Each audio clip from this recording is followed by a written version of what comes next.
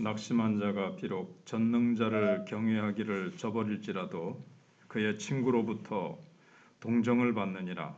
내 형제들은 개울과 같이 변덕스럽고 그들은 개울의 물살같이 지나가누나.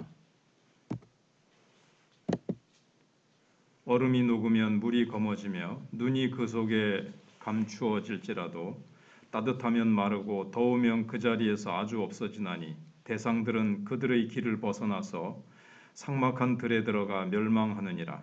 대마의 떼들이 그것을 바라보고 스바의 행인들도 그것을 사모하다가 거기 와서는 바라던 것을 부끄러워하고 낙심하느니라. 이제 너희는 아무것도 아니로구나. 너희가 두려운 일을 본즉 겁내는구나. 내가 언제 너희에게 무엇을 달라고 말했더냐? 나를 위하여 너희 재물을 선물로 달라고 하더냐? 내가 언제 말하기를 원수의 손에서 나를 구원하라 하더냐? 폭군의 손에서 나를 구원하라 하더냐? 내게 가르쳐서 나의 허물된 것을 깨닫게 하라. 내가 잠잠하리라. 옳은 말이 어찌 그리 고통스러운고? 너희의 책망은 무엇을 책망함이냐? 너희가 남의 말을 꾸짖을 생각을 하나 실망한 자의 말은 바람에 날아가느니라. 너희는 고아를 제비 뽑으며 너희 친구를 팔아 넘기는구나. 이제 원하건대 너희는 내게로 얼굴을 돌리라. 내가 너희를 대면하여 결코 거짓말하지 아니하리라. 너희는 돌이켜 행악자가 되지 말라. 아직도 나의 의가 건재하니 돌아오라. 내 혀에 어찌 불의한 것이 있으랴. 내 미각이 어찌 속임을 분간하지 못하랴. 아멘. 어려울 때 친구가 진정한 친구라는 말이 있습니다. 끝까지 나의 진심을 믿어주는 친구가 있다면 어려울 때 큰 힘이 될 것입니다.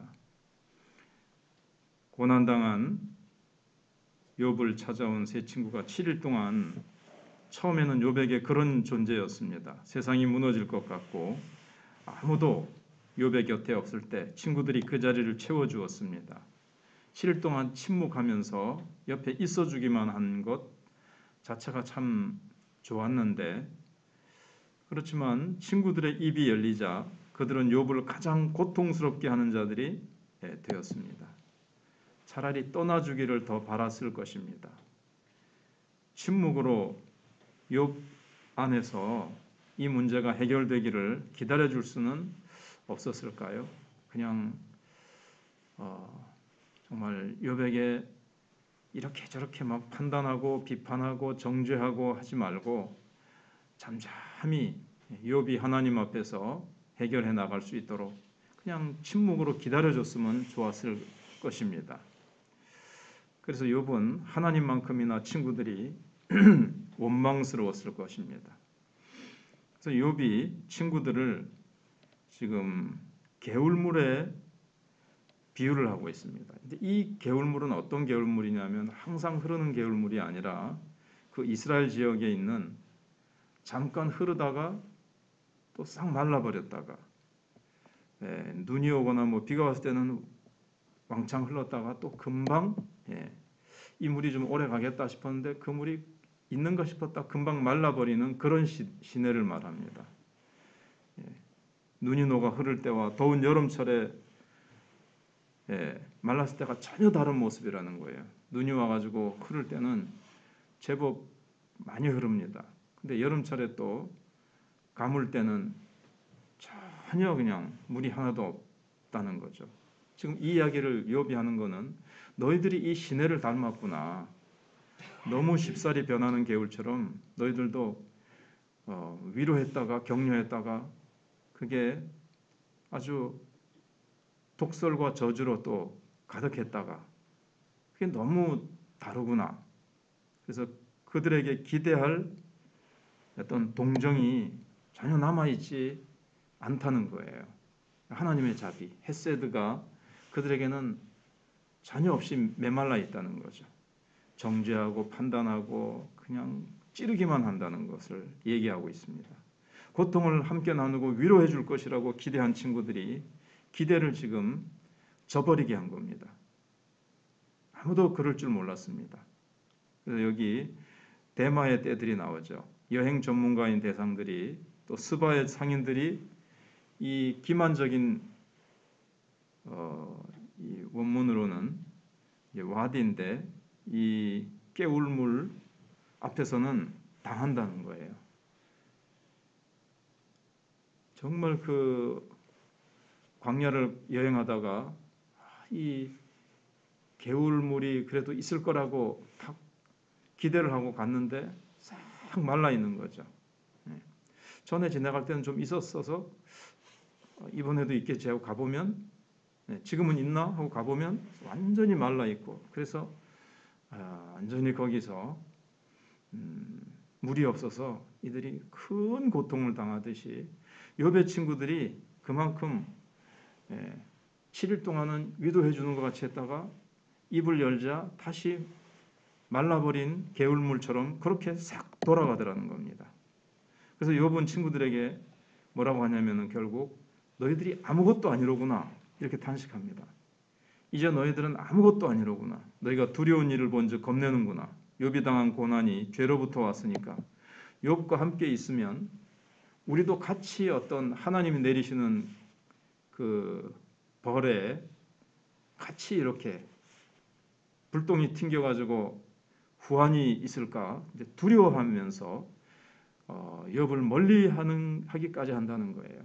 그러니까 이제 심리적으로나 어떤 딱 선을 긋고 너 같은 거는 가까이 할 친구가 아니다 이런 식으로까지 얘기를 하는 겁니다. 그래서 욥이 그들에게서 바랄 수 있는 것은 아무것도 없게 되는 겁니다. 재물을 내가 너에게 달라고 그랬더냐? 구원해 달라고 내가 부탁을 했느냐? 이건 하나님과 자신과의 이제 문제였습니다. 근데 부탁하지도 않는데 친구들이 나서서 상처를 더 악화시키고 상처에다가 막 소금을 뿌리는 겁니다. 진짜 사랑하는 사람들은 뭘 해주어서가 아니라 존재감만으로 위로를 주고 힘을 줍니다. 옆에 가만히 그냥 있어줌으로. 그게 힘내. 슬프고 힘들더라도 주님 바라보면서 주님이 아셔. 주님이 함께 하실 거야. 이렇게 그냥 존재감만으로 위로를 주고 힘을 주는 사람. 이게 이제 진정 사랑하는 사람의 모습이라는 겁니다. 근데 욥의 친구들은 그냥 스스로 존재감만을 과시하려고 하고 피해자 역할을 하려고 하다가 그만 아무것도 아닌 존재가 되어버렸습니다. 그래서 옳은 말로 고통을 주는 친구들이에요. 친구들의 말은 옳지만 지금 욥에게 답은 아니었습니다. 해답을 주는 건 아니에요. 언뜻 들으면은 이게 옳은 말입니다. 정답 같습니다. 근데 욥의 문제를 풀어주는 해답은 아니라는 거죠. 그들이 알고 있는 하나님과 세상의 원리도 욥만큼이나 참 제한적이었습니다. 욥의 문제를 풀어주지 못하는 거죠.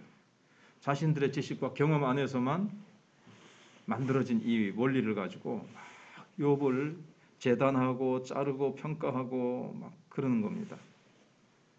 욥이 지금 당한 이 고난의 신비를 알 수 없으니까 해석도 못하고 어떤 의미도 부여할 수도 없는 지금 그런 상태입니다. 그러니까 이제 이 고난이라는 것은 참 하나로만 가지고 해석할 수가 없고 하나의 잣대로만 가지고 해석을 할 수가 없습니다. 고난은 참 그 속에 신비가 숨겨져 있고 특히 욥의 경우는 더더구나 그런 거죠. 의인이 당하는 고난은 정말 하나님만이 알고 계시고 그래서 욥이 23장 10절에서 나의 가는 길을 오직 그가 아시나니 그래야 되는데 이 친구들은 그걸 모르고 겉으로 보이는 모습만 보고는 이렇다 저렇다 그러면서 돌아오라 회개하고 돌아오라 그러는데 욥이 이제 반대로 얘기를 하죠. 오늘 본문 끝부분에 보시면 너희들이 돌아와라.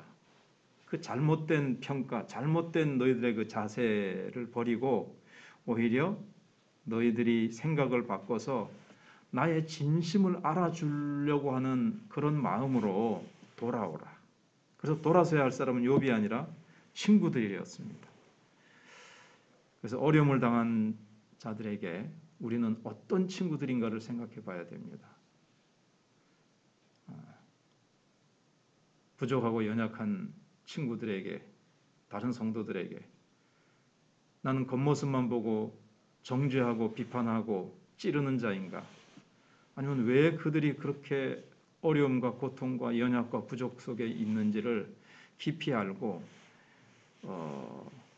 만져주고 위로해주고 격려해주면서 힘을 주는 자, 힘없이 쓰러져 있는 자에게 가가지고 왜 이렇게만 있느냐고 오히려 마음을 더 아프게 하고 고통스럽게 하고 오히려 더 못 일어나도록 짓밟는 자가 아닌지, 그리고 나는 정답을 얘기해 주는 자가 아니라 해답을 얘기해 주는 그런 자가 되어야 되겠습니다. 기도하겠습니다.